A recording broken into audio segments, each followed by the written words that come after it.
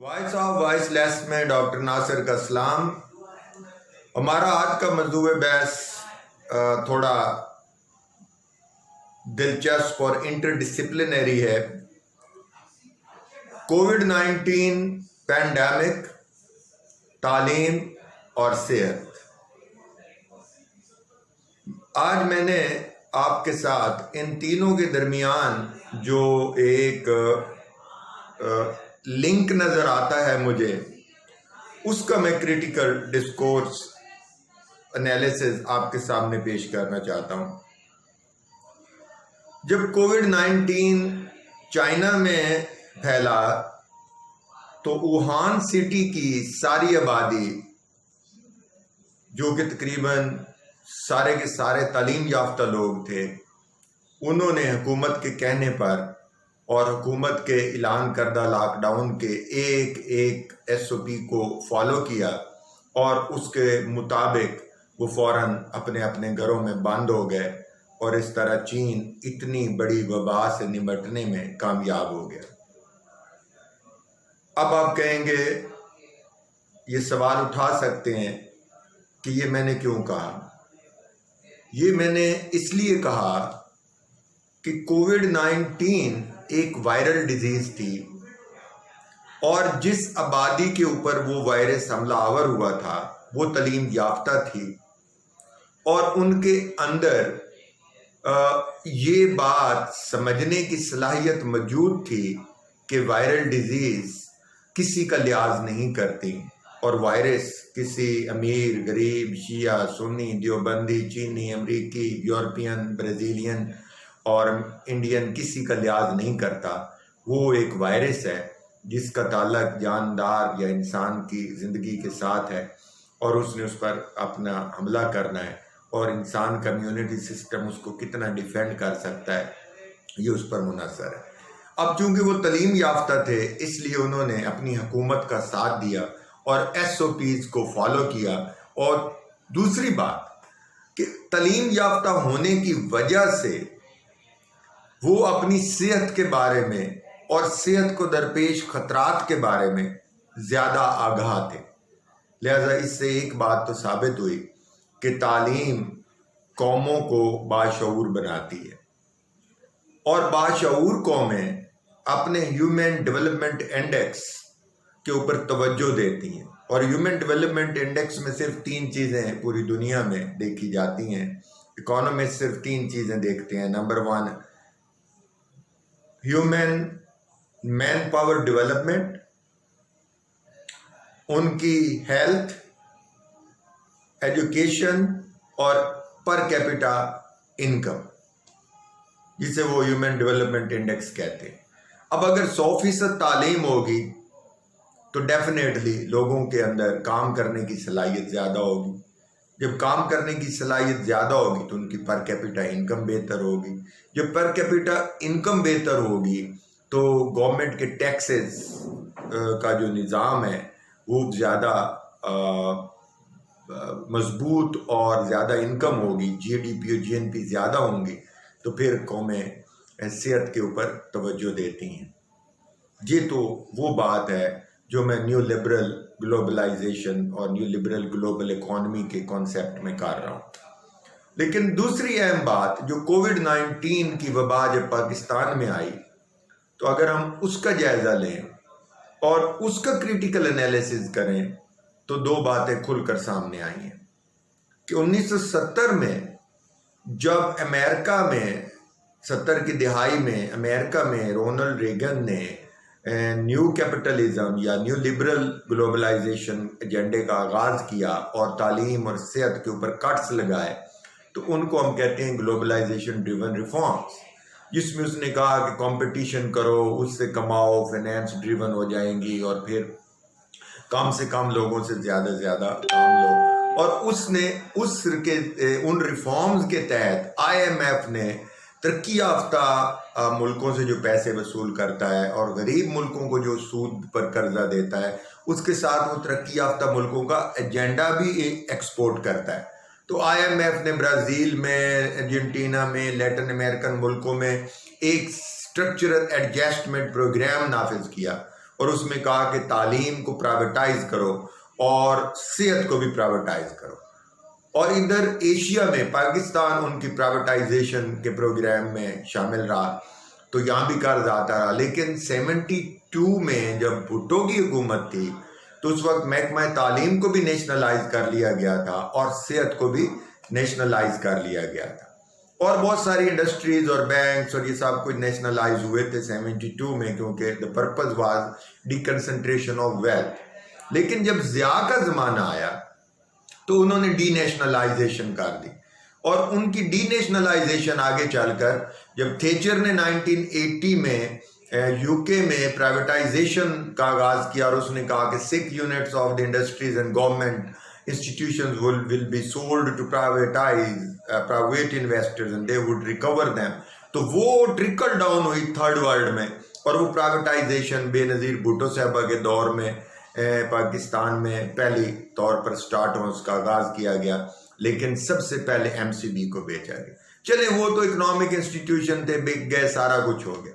अब अहम बात जो मेरा कंसर्न है इस वक्त कौम के सामने रखना, वो ये है कि कोविड-19 में 2 पब्लिक गुड्स बुरी तरह अवाम के लिए मुसीबत साबित हुई हैं। एक तो तालीम, सरकारी स्कूलों के बाद अवाम को जो सबसे ज्यादा फिक्र और परेशानी का सामना करना पड़ा वो उन कौम के लोगों को करना पड़ा जिनके बच्चे छोटे प्राइवेट स्कूलों से लेकर बड़े प्राइवेट स्कूलों में पढ़ते हैं। वहां से ऑनलाइन क्लासेस के नाम पर कहा गया कि हम तालीम दे रहे हैं, जो कि कुछ भी नहीं थी, और उसी तरह वालिदैन से फीसें वसूल की जा रही। मैं अपने एक बच्चे की 3 महीने की फीस का कह रहा हूं कि वो मुझे 43,000 का बिल वसूल हुआ है। और इसी तरह जो सरकारी स्कूल हैं उनका म्यार गिरता चला गया, और उधर से कहा गया कि जी हम तो क्वालिटी एजुकेशन दे रहे हैं। अब तालीम को नेशनलाइज 18वीं तरमीम के तहत सूबे आसानी से कर सकते हैं। 18वीं तरमीम के अंदर article 25 of the 1973 constitution provides for the free education for all, और subject of education has been transferred to the provinces. So अब प्रोविंशियल गवर्नमेंट्स का ये फर्ज बनता है कि वो अपने सूबे के हर शहरी को, जो पाकिस्तान का शहरी भी है, उसको मुफ्त तालीम मुहैया करें। प्राइमरी लेवल तक तो ये लाजमी, पहले 10 सालों में मुफ्त होनी चाहिए, फिर अगले 10 सालों में हाई स्कूल तक जानी चाहिए, और हो सके तो इसे यूनिवर्सिटी तक भी ले जाया जा सकता है। अब क्यों प्राइवेटाइज किए हुए इदारों को, क्यों प्राइवेट स्कूलों को नेशनलाइज करना चाहिए? नंबर 1, पहली वजह यह है कि वहाँ पर जो आम गली मोहल्लों में प्राइवेट स्कूल खुल गए हैं, और जो बड़े इलीट स्कूल हैं वो एक्सप्लॉयटेशन करते हैं पढ़े लिखे नौजवानों की। उनको 30 से 35 हज़ार रुपये एक नेशनल कंसेंसस रेट है उनकी सर्विसेज का, और वो 3-3 महीने के कॉन्ट्रैक्ट पर आते हैं। 89 डेज के बाद उनको टर्मिनेट किया जाता है, फिर 1 दिन के बाद उनको फिर नया कॉन्ट्रैक्ट देकर आगे उनकी नौकरियां स्टार्ट की जाती हैं। ये सिलसिला से प्राइवेट स्कूलों में नहीं है। ये जो हुकूमत पाकिस्तान की मिनिस्ट्रीज हैं, जो डिफेंस के इदारे हैं, जो फाउंडेशन हैं, उन्होंने भी अपनी तलीमी दुकानें इसी तरह खोल रखी हैं, और ये वहीं पर ये सारा कुछ होता है 3-3 महीने वाला। जितनी बुरी एक्सप्लॉयटेशन वहां की जा रही है MS, MPhil, PhD लोगों की, उतनी मैंने कहीं भी नहीं देखी। और जो पब्लिक सेक्टर यूनिवर्सिटीज हैं, जो प्राइवेट यूनिवर्सिटीज हैं, उन्होंने एक तो ये लूट मार का जरिया बनाया हुआ है कि जब नौकरी का इश्तिहार देंगे तो कहेंगे 5,000 रुपया इसके साथ दे दो, 3,000 दे दो, 2,000 दे दो बेरोजगारों को, और फिर उनको नौकरी भी नहीं मिलेगी, क्योंकि वहां पे डीन या चेयरमैन ऑफ द डिपार्टमेंट या वहां की एक लॉबी होती है कोई खास किसी सियासी या इंटरनल यूनिवर्सिटी की, उनके जो चेले चांटे हैं उनको भर्ती कर लिया जाता है, और जो पढ़े लिखे लोग हैं वो मुंह देखते रह जाते हैं कि हमारे साथ क्या हो गया। ये तो एक रीजन है। नंबर 2, जो टीचर भर्ती किए जा रहे हैं वो अनट्रेन्ड, अनस्किल्ड होते हैं, अनप्रोफेशनल, नॉन प्रोफेशनल लोग होते हैं। किसी 70 साल में ना मरकज ने और ना सूबों में कोई टीचर रजिस्ट्रेशन सर्टिफिकेशन अथॉरिटी बनाई गई। दुनिया में कहीं चले जाएं, स्कैंडिनेविया चले जाएं, यूरोप चले जाएं, ऑस्ट्रेलिया के स्कूल सिस्टम में जाके देख लें, Canada, America, Latin America, even China में चले जाएं, वहाँ हर सूबे की अपनी एक टीचर रजिस्ट्रेशन अथॉरिटी है। वहाँ पर लोग टीचर बनने के लिए इम्तिहान देते हैं, फिर वो उन्हें सर्टिफिकेट जारी करते हैं, फिर वो सर्टिफिकेशन के ऊपर उनका पूरा डाटा ऑनलाइन पड़ा होता है। उनके पास एक कार्ड होता है, आईडी कार्ड, उसके ऊपर उसका सर्टिफिकेशन नंबर होता है, सिस्को की तरह का। वहां से वो अप्लाई करता है, जब उसे नौकरी मिलती है तो 3 साल उसकी प्रोबेशन होती है उस टीचर की। 3 साल उसका प्रिंसिपल और वाइस प्रिंसिपल उसकी रिपोर्ट लिखते हैं, स्कूल का साइकोलॉजिस्ट उसकी रिपोर्ट लिखता है कि क्या ये साइकोलॉजिकली, मेंटली और इंटेलेक्चुअली फिट रहे 3 साल। 15 साल या 10 साल के बाद उसका दोबारा इम्तिहान होता है, उसको अगले 15 साल के लिए सर्टिफिकेशन मिलती है। एक तो ये पाकिस्तान के अंदर तमाम सूबों में और मरकज़ में टीचर रजिस्ट्रेशन अथॉरिटी होनी चाहिए, और नए टीचर जो आए वो वहाँ से सर्टिफाइड आए। दूसरा, टीचर की तनख्वाहें बहुत कम है, टीचर की तनख्वाह बेहतर की जाएगी, उसको सर्टिफाइड किया जाएगा। डॉक्टर जैसे पीएमडीसी है, जैसे इंजीनियरिंग काउंसिल है, इस तरह अगर टीचर की भी एक रजिस्ट्रेशन अथॉरिटी हर सूबे की या मरकज़ की हो, वहाँ से वो सर्टिफाइड हों, उनकी तनख्वाहें अच्छी हों, तो फिर तालीम का शोबा आगे बढ़ेगा। और प्राइवेट स्कूल ये नहीं करेंगे। अच्छा, अगली बात यह है कि जब गवर्नमेंट स्कूल बनाती है तो 1970 की जो नूर खान एजुकेशन पॉलिसी थी, उसमें एक तजवीज़ दी गई थी सपाए दानिश। ईरान में सपाए दानिश है, यानी army of the wise, army of the teachers, वो पूरी अलहदा एक काडर है। चुनाचे उसके तर्ज पर उन्होंने कहा था एयर मार्शल नूर खान साहब ने कि पाकिस्तान में भी असातिज़ा को सपाए दानिश का नाम दिया जाए, और पाकिस्तान में सपाए दानिश अब भी हो सकती, वो होनी चाहिए। और फिर primary school, high school, college, university, सबसे पहले वहां उस्ताद का घर बनाया जाना चाहिए। यहाँ क्या, यहाँ पहले स्कूल कॉलेजों की बिल्डिंग बनती है और उस्ताद को छोड़ दिया जाता है, वो जाए भाड़ में, गो टू हेल। उसके बच्चे, उसकी बीवी, वो कहीं रहे, ये उनकी जिम्मेदारी नहीं, उनको किराया पकड़ा दिया जाता है। भाई बात यह है कि जब आप हजारों सैकड़ों एकड़ जमीन के ऊपर स्कूल, कॉलेज, यूनिवर्सिटियां बनाते हैं, तो आपके पास क्या इतना बजट नहीं है कि आप उस्ताद का घर बनाएं ताकि वो ज़हनी सुकून से चंद कदमों से उठकर वहीं आए।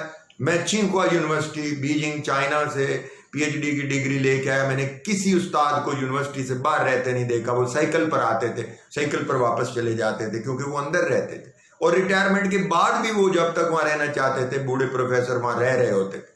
तो पहले तो जहाँ स्कूल खोलें, प्राइमरी स्कूलों के बारे में शिकायत की जाती है कि जी सरकारी उस्ताद पढ़ाने नहीं आता। भाई उसका ताल्लुक है डिस्ट्रिक्ट खानेवाल से, और पढ़ाने वो जाता है डिस्ट्रिक्ट झंग, तो वो क्यों जाएगा?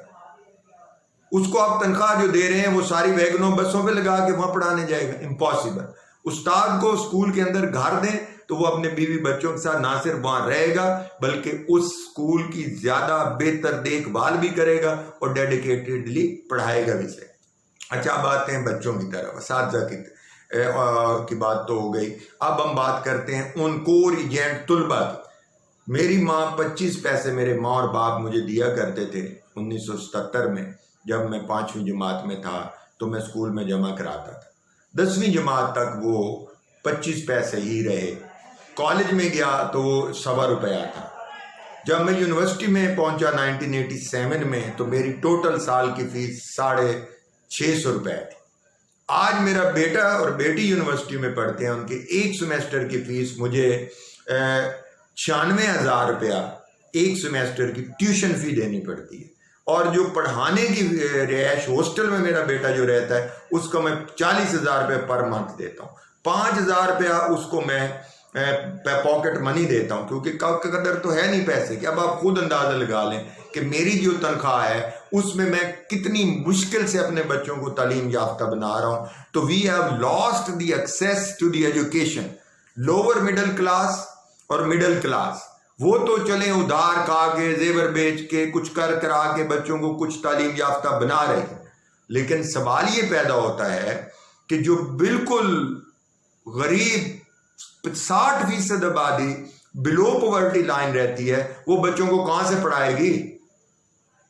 कैसे पढ़ेंगे उनके बच्चे? मुझे इस सवाल का जवाब चाहिए पूरी कौम से कि अगर तालीम पब्लिक सर्विस नहीं है तो फिर इसे प्राइवेटाइज बिजनेस क्यों बना दिया गया? अब प्राइवेटाइज बिजनेस की बात सुन लें कि जो प्राइवेटाइजेशन ऑफ एजुकेशन है उसमें इन्वेस्टमेंट मैं तो नहीं कर सकता। उसमें कौन इन्वेस्टमेंट करेगा?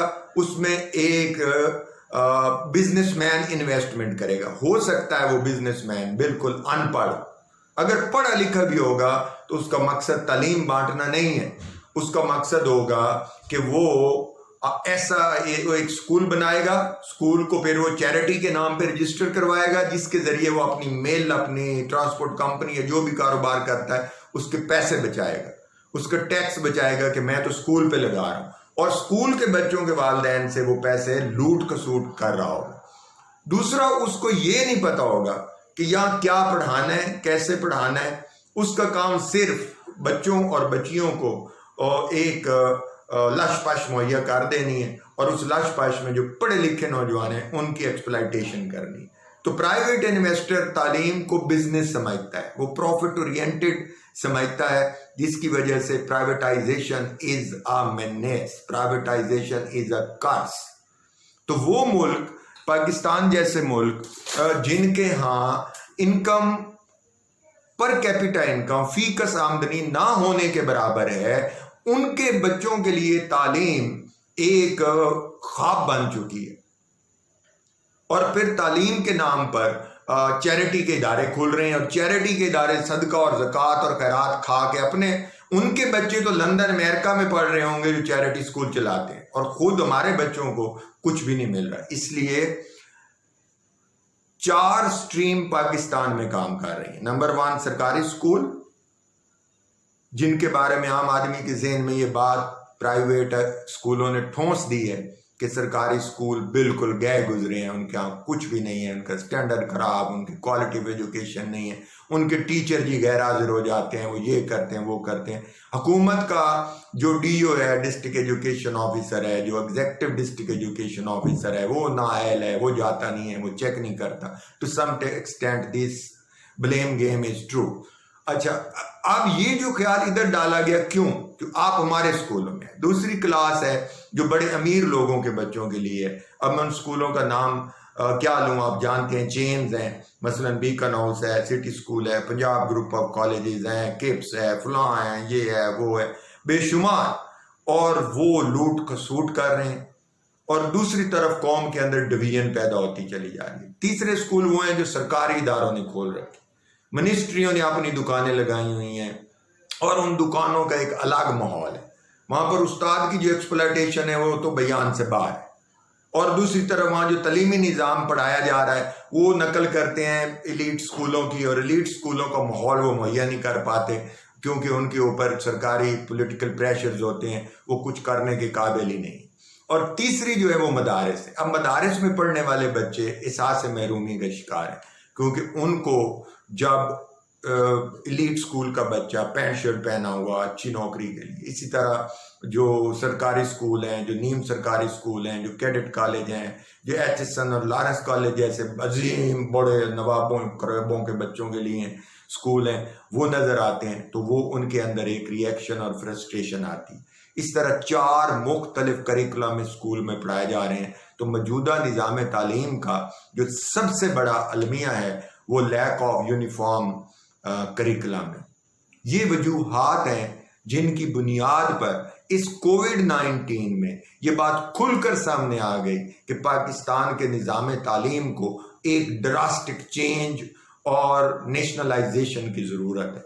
और वो नेशनलाइजेशन इसलिए की जाए कि सबसे पहली क्लास से लेकर 12वीं क्लास तक का करिकुलम सबके लिए एक होना चाहिए, चाहे वो प्राइवेट स्कूल हैं, चाहे वो सरकारी स्कूल है, चाहे वो कोई है, वो सब कौमी मलकियत में ले लिए जाएं। मदरसे भी कौमी मलकियत में ले लिए जाए, उनको स्कूलों का दर्जा दिया जाए। वहाँ भी पहली से लेकर 12वीं जमात तक बच्चों को एक निज़ाम तालीम के तहत पढ़ाया जाए, एक निज़ाम तालीम के तहत उनके एग्ज़ाम लिए जाएं, एक ज़ुबान इंग्लिश या उर्दू जो आप चाहें उसमें उनको तालीम दी जाए, और सारे सूबे मरकज़ के पास बैठकर इसके ऊपर एक सोशल कॉन्ट्रैक्ट या आईनी तरमीम करके कहें कि ये होकर रहेगा। क्योंकि अगर डॉक्टर बनने के लिए, इंजीनियर बनने के लिए, एडवोकेट बनने के लिए अगर 12वीं जमात तक HSC तक HSSC तक पढ़ना ज़रूरी है तो आलिम बनने के लिए भी 12वीं जमात तक सरकारी स्कूल से तालीम ज़रूरी करार दी जाए, ताकि हमारे मुल्क से फितना, फसाद और ये जो मौलवियों की दुकानें हैं ये बंद होनी चाहिए और ये सरकारी माहौल में आनी चाहिए और कौम एक रास्ते पे लगाई जानी चाहिए। दूसरी जो अहम बात है कि क्यों कमाया जाना चाहिए, वो इसलिए कि सबसे पहले यूनिवर्सिटियां, प्राइवेट यूनिवर्सिटीज़ को फौरी तौर पर नेशनलाइज किया जाए और उनके मालकान को एक पैसा वापस नहीं किया जाना चाहिए, ना मेडिकल कॉलेजेस को, ना उनको। उन्होंने बहुत लूट लिया इस कौम को और वो ये तासुर देते हैं कि जो बच्चे हमारे कॉलेजों में, हमारी यूनिवर्सिटियों में, प्राइवेट इदारों में पढ़ते हैं, we are guarantor for their bright future. How they are guarantors? No, they are not grunters, they are looters and pirators। आए हम सब मिलकर तहरीक चलाएं इनके खिलाफ और हुकूमत को मजबूर करें कि नेशनलाइज करो तालीम को। और तालीम एक पब्लिक सर्विस है, तालीम एक अवामी खिदमत है जो स्टेट की जिम्मेदारी है, जो रियासत की जिम्मेदारी है। अरस्तु से लेकर आज तक जितने भी जो तालीम के महरीन गुजरे, थिंकर गुजरे, फिलासफर गुजरे, सब ने यही कहा है कि तालीम रियासत की जिम्मेदारी है। बच्चे को फ्री और एजुकेशन देना रियासत की जिम्मेदारी है। माँ बाप की जिम्मेदारी बच्चे को स्कूल लाना और ले जाने की हद तक है और घर पर है। तालीम को सरकारी सतह पर कमाया जाए और इसका आगाज सिर्फ एक सियासी जमात बड़ा बेहतरी से कर सकती है, क्योंकि वो पहले भी नेशनलाइजेशन कर चुके हैं और उनके पास इसका तजर्बा भी है और वो है पीपल्स पार्टी। चुनाचे मैं चेयरमैन बिलावल भुट्टो से अपील करता हूँ कि जहाँ 18वीं तरमीम में उसने पाकिस्तान को कोरोना कोविड-19 में लीड किया, जिस तरह बादरी के साथ उसने और उसकी टीम ने एक लीडर के तौर पर, ऐसे ही उसको तालीम को फौरी तौर पर नेशनलाइज करना चाहिए और सिंध असम्बली ये बिल पास करे कि सिंध में तमाम के तमाम स्कूल जो है वो नेशनलाइज कर लिए गए। अब वो इसके मुखालिफ ये कहेंगे कि जनाब फंडिंग कहाँ से आएगी। भाई इस्लामाबाद में स्कूल 2 टाइम चलते हैं और वो इतनी इनकम कमाते हैं। सरकारी school IMCB, Islamabad model colleges जो हैं, इसी तरह हर सरकारी स्कूल वो गांव में है या शहर में है, वो बड़े शहर में है या छोटे शहर में, उसमें 2 शिफ्टें लगानी पड़ेंगी, इसलिए कि आपने आबादी कंट्रोल नहीं की। आपके मुल्ला ने आबादी कंट्रोल नहीं करने दी और पाकिस्तान की आबादी के बढ़ जाने की वजह से हमारा जो लिटरेसी रेट है वो एशिया में सबसे नीचे है और हमारा जो म्यार तालीम है वो सबसे नीचे है और ह्यूमन डेवलपमेंट इंडेक्स में पाकिस्तान का 134th नंबर है आउट ऑफ 159 कंट्रीज। तो आज की बात का खुलासा ये है कि अगर हम तालीम याफ्ता होंगे तो हमारी मैन पावर तालीम याफ्ता होगी। जब मैन पावर तालीम याफ्ता होगी तो वो तमाम आफतों से, बलाओं से बेहतर तरीके से निपट सकेगी और वो मुल्क की तरक्की में ज़्यादा बेहतर तरीके से किरदार अदा करेगी। तालीम अगर सरकार के मतहत चलेगी तो यूनिफॉर्म करिकुलम होगा और यूनिफॉर्म करिकुलम में भी इस बात का बहुत ख्याल रखा जाना चाहिए कि करिकुलम के अंदर दो चीज़ें लाजमी मजमून के तौर पर, जहाँ हमने बेशुमार ऊट पटांग लाजमी मजमून बनाए हुए हैं, वहाँ 2 मजमून इस मुआशरे के लिए बड़े ज़रूरी। नंबर 1 इखलाकियात, कि बच्चों को पहली क्लास से लेकर 12वीं जमात तक इखलाकियात पढ़ाई जाए, जिसमें बड़ों का अदब, उस्ताद का अदब, मुआशरे में रहने के तरीके, लड़कियों लड़कों को ज़िंदगी गुजारने का सलीका, ट्रैफिक के असूल वगैरह शामिल होने चाहिए।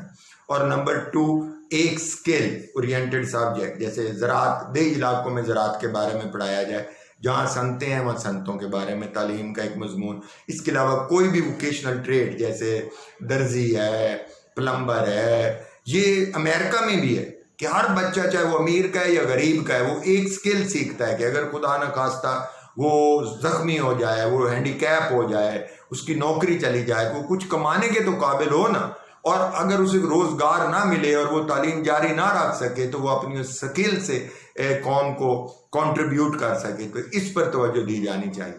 और सियासतदान के अंदर विल पावर हो, वो विल पावर से ये कहे कि मैं तालीम को कौमी मलकियत करार देने जा रहा हूँ।